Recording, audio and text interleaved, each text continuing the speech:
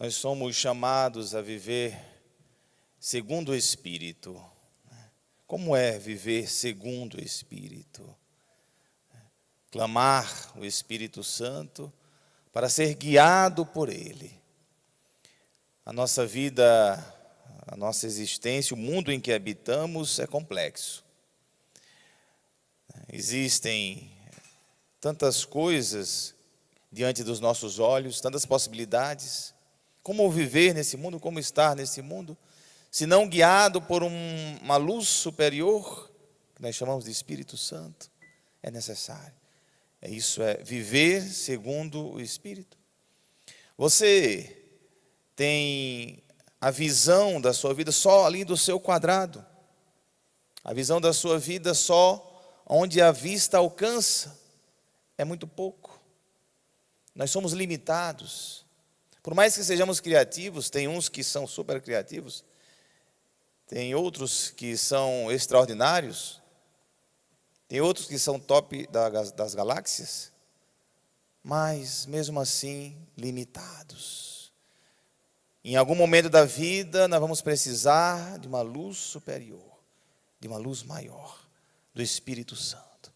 Daquele que vê de cima toda a nossa vida, toda a nossa existência, vê do alto e pode nos dar a direção. Pois a festa de hoje é para assimilarmos uma vez mais o poder do Espírito Santo na nossa vida, entendermos a importância dessa festa. Só para dizer alguma coisa de informação bíblica da festa, é importante, e hoje eu fiz assim mais um aprofundamento no estudo da festa de Pentecostes, descobri algo que eu não tinha percebido ainda, partilho com vocês. A minha pergunta era, quando eu estava pesquisando, por que no cenáculo, em Pentecostes, naquela festa, o Espírito Santo se manifestou como fogo, se o Espírito Santo sempre foi representado com uma pomba? Já se fizeram essa pergunta, mas em Pentecostes ele se manifestou como línguas de fogo. E aí fui pesquisar, fui estudar. E é extraordinário sabermos disso, porque a festa de Pentecostes remete a uma festa muito antiga do Antigo Testamento, do povo de Israel, remete à festa que foi celebrada no Sinai, 50 dias depois da saída do Egito. O povo saiu do Egito, aconteceu a libertação, esta é a Páscoa é celebrar a saída do Egito. Na verdade foram 49 dias depois, eles chegaram no Monte Sinai, e no dia seguinte, completando 50 dias, eles fizeram uma experiência arrebatadora, onde Deus se manifestou no fogo, e ali eles receberam a lei, no Monte Sinai, e foi firmada uma aliança de Deus com o povo de Israel. Então Deus se manifestou no fogo, na festa celebrada pelos judeus, que posteriormente foi chamada, quando houve o domínio grego, ela foi chamada de festa de Pentecostes, que é uma palavra grega, penta, 50, Pentecostes, né? Então 50 dias depois passou a ter esse nome. E teve algumas variações no Antigo Testamento, também foi a festa das primícias, dos primeiros frutos da terra, que eles produziam, era uma festa de oferecer as primícias das primeiras colheitas. Então, os apóstolos estavam celebrando Pentecostes, uma festa judaica. E aí a gente entende por que Deus se manifestou por meio do seu Espírito em línguas de fogo, para dizer, o Espírito Santo é a lei impressa no coração de cada ser humano. O Espírito Santo de Deus refaz a aliança do povo agora, antes, aliança de Deus com o povo de Israel, agora com a humanidade inteira. Por isso que a gente entende que na leitura que a gente escutou dos Atos dos Apóstolos, a descrição de como aconteceu essa festa, essa infusão do Espírito Santo, havia pessoas de todos os lugares, partos, medos, elamitas, habitantes da Mesopotâmia, Judéia, Capadócia, ponto da Ponto e da Ásia, Frígia, Panfilha, Egito, Líbia, todos os lugares conhecidos para dizer, agora a aliança, a nova aliança é com a humanidade inteira.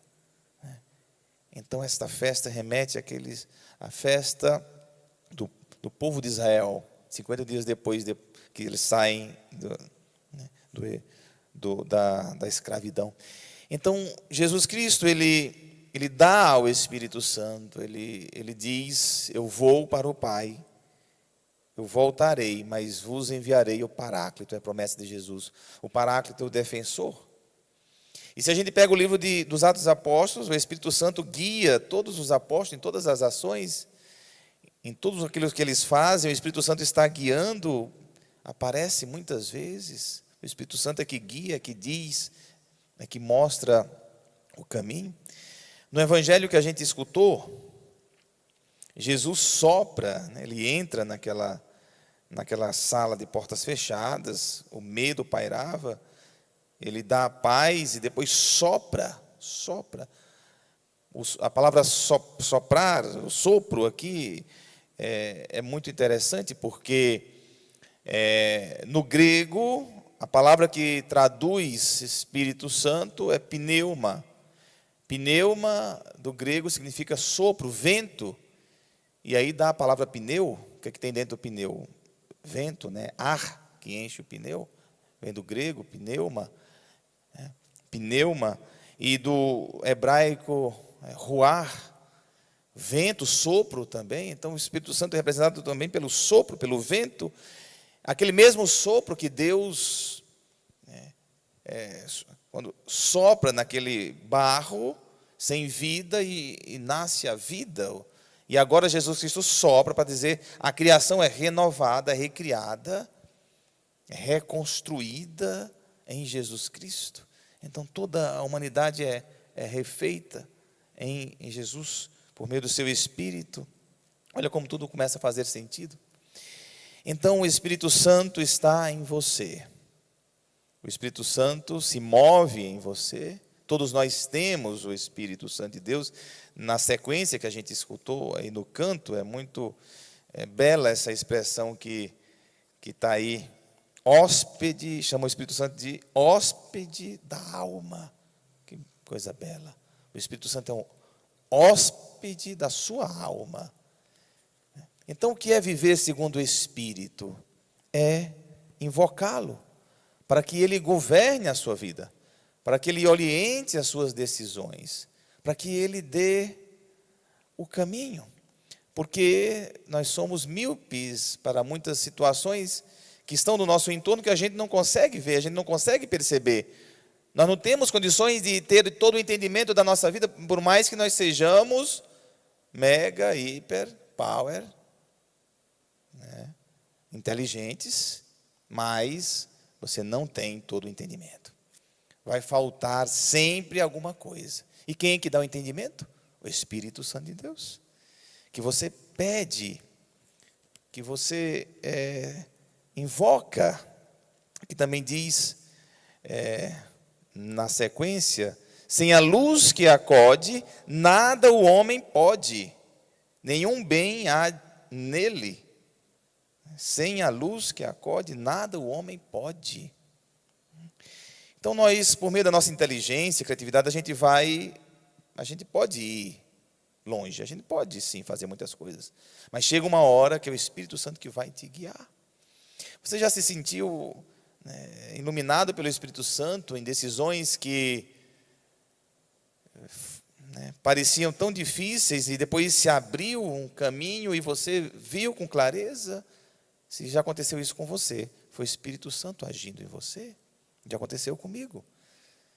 De eu estar nos meus caprichos, na minha humanidade, eu estar certo que aquele era o caminho, eu estava seguro, eu tinha que fazer aquele caminho. Depois, uma noite anterior, em oração, mudou tudo dentro de mim. Eu percebi que não era aquele caminho. E abri mão de um passo que eu estava para dar. E depois eu entendi que foi a melhor coisa que eu fiz. Eu tive no momento de oração. Porque todos os dias, o que fazer, vocês me perguntam, para viver segundo o Espírito? Peça. Todos os dias de manhã, você vai dizer: vinde, Espírito Santo, vinde, Espírito Santo, vinde, Espírito Santo. E pode repetir: vinde, Espírito Santo, vinde, Espírito Santo, governa a minha vida, ilumina meus passos, ilumina o meu dia, norteia, as minhas decisões. Eu saio, vou trabalhar, vou tomar decisões, ilumina a minha vida. Então, a primeira coisa que nós temos de viver segundo o Espírito é esta luz que ilumina os nossos passos.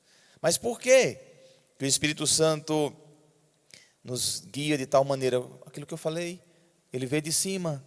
Então, ele vê toda a sua vida, todas as conexões da sua vida, vê, sabe o que você vai encontrar se você ir para cá, o que você vai encontrar se você ir para lá, o que você vai encontrar se tomar essa direção, vê tudo de cima. A sua vida dentro de um contexto maior, alargado. E quando a gente vive segundo o Espírito, o que é que acontece conosco? A gente passa a ter uma visão mais alargada, a gente toma uma distância e começa a ver de forma mais ampla e consegue ver mais. A visão se amplia. E aí isso é necessário para a nossa vida, para as nossas decisões. Assim agiu Pedro, assim agiu Paulo, assim agiu os apóstolos. Mesmo sabendo de certos riscos, eles iam, eles não tinham medo. Outro fruto do Espírito Santo para a nossa vida é a paz. Diz Jesus: a paz esteja convosco. Precisamos de paz. Paz, eu sempre conjugo com paciência. Paciência gera paz. Falta de paciência gera conflitos, guerras e angústias. Paz, paciência. O Espírito Santo te dá paciência. Por quê? Porque o que é a falta de paciência? A falta de paciência é o achar que você pode tudo. É achar que você que controla tudo. Achar que você que resolve tudo. E quando você vê que não resolve, falta paciência. Quando você quer que os seus meninos, seus filhos façam do jeito que você quer, e você não consegue convencê-los, o que acontece? Você perde a paciência com o menino. Quando você sabe que você dá uma instrução, você faz o que pode, a partir dali você já não vai, você tem mais paciência. E sabe que você está dando os valores, os meninos vão aprender, você tem paciência. Acompanhando o crescimento dos meus sobrinhos, era interessante, Minha mãe sempre achando que minha irmã tinha que fazer isso, fazer aquilo pelos meninos, para educar desse jeito, daquele outro, que se não ia acontecer isso, acontecer aquilo. Minha irmã levando na maneira que podia. Os meninos cresceram, deram uns trabalhozinhos mesmo, mas são meninos bons, maravilhosos. Nem tudo você consegue fazer, controlar, fazer. Você falta paciência, às vezes no trabalho também é a mesma coisa. A falta de paciência é quando você se vê numa situação que gostaria que fosse do seu jeito e não consegue. Aí é falta de paciência. E você perde a paz, perde a paz. E a paz é tão necessário para a nossa vida. A paz é fundamental. Então a segunda coisa é a paz. E a terceira é a unidade. O Espírito Santo de Deus gera unidade. O mundo nos dispersa, o mundo nos divide, o inimigo quer separação, o inimigo quer divisão. Então, a todo tempo, nós estamos tentados à divisão. Se a gente quer viver a unidade, volta para o Espírito, pede ao Espírito Santo a unidade. Porque a desintegração traz angústias atrozes, a unidade traz serenidade, sabedoria. De Jesus, ó Pai, que todos sejam um como tu, como eu e tu somos um. Então existe um centro na nossa vida. A primeira unidade que a gente tem que buscar é conosco mesmos. Então, acessar esse centro, esse eixo. A vida espiritual deve ser levar-te ao teu centro. E a partir daí, encontrar a unidade com as pessoas na diversidade, na comunidade, e saber que você é peça de um conjunto, de um todo, do corpo de Cristo. E aí você vai vivendo mais em paz. É a unidade. Olha só como viver segundo o Espírito traz coisas boas para a gente, para a nossa vida. Olha só como viver segundo o Espírito nos refaz como pessoa. Viver segundo o Espírito é pedir que Ele governe a sua vida, que Ele ilumine nas suas orações, dizer: vinde Espírito Santo, como eu já ensinei, como eu já disse. Viver segundo o Espírito é saber que você tem sim um entendimento da vida, que você tem sim, mas pode ser que não seja o melhor. E você tem que sempre passar pelo crivo do Espírito Santo. Isso vale para todos os profissionais, por exemplo, que trabalham, sobretudo quem trabalha com gente, com pessoas. Eu sempre digo, assistentes sociais, psicólogos, padres, no nosso caso, quem atende, tem que ter sempre uma luz do Espírito Santo para você fazer o melhor atendimento ali. Que não sejam os seus caprichos, as suas inteligências limitadas que vai guiar aquele entendimento, mas uma luz maior, o Espírito Santo que te revela muitas coisas. É fundamental, é hóspede da alma. O Espírito, Jesus nos deu este grande dom para que a gente possa viver melhor. E se acontecer situações adversas, situações que fogem do nosso controle, que não estava previsto, não estava no script, e saiba que a vida tem dessas coisas, situações que fogem ao controle, é o Espírito Santo que vai te amparar. É Ele que vai te refazer, Ele que vai te reorientar. Porque a gente não pode ser determinado por situações adversas que aconteceram, que não foram boas, ou que eu errei, que eu vacilei, que eu pequei, e vai determinar minha vida inteira. Isso eu digo para as pessoas. O Espírito Santo reorienta. Você tem a chance de fazer diferente. Porque às vezes as pessoas não se perdoam de coisas passadas, ou acham que aquilo que aconteceu de errado vai determinar a sua identidade, a sua vida, para o resto da sua existência. Não. O Espírito Santo é justamente para refazer e te dar a chance de fazer ainda melhor. Você não é aquilo que você fez. Você não é aquilo que deu errado. O Espírito Santo vai te mostrar o caminho para você refazer, faz nova todas as coisas. Seria horrível viver se a gente cometesse algum erro no passado, se aquele erro fosse determinar a minha existência inteira. Seria horrível viver desse jeito. Você é nova pessoa, nova criatura em Deus, por meio do Espírito Santo, e você vai viver melhor e alcançar santidade. Pecados passados não impedem a nossa santidade. O perdão vem por meio do Espírito. Diz aqui: recebei o Espírito Santo, a quem perdoardes os pecados, eles lhes serão perdoados. O perdão vem junto com o Espírito Santo, para a gente olhar para frente, não olhar mais para trás. Essa é a festa de Pentecostes. Essa é a grande festa da igreja para a nossa vida e tem a ver com o nosso dia a dia. Não pense que o Espírito Santo está distante, ele está dentro de você. É hóspede da alma. Louvado seja o nosso Senhor Jesus Cristo.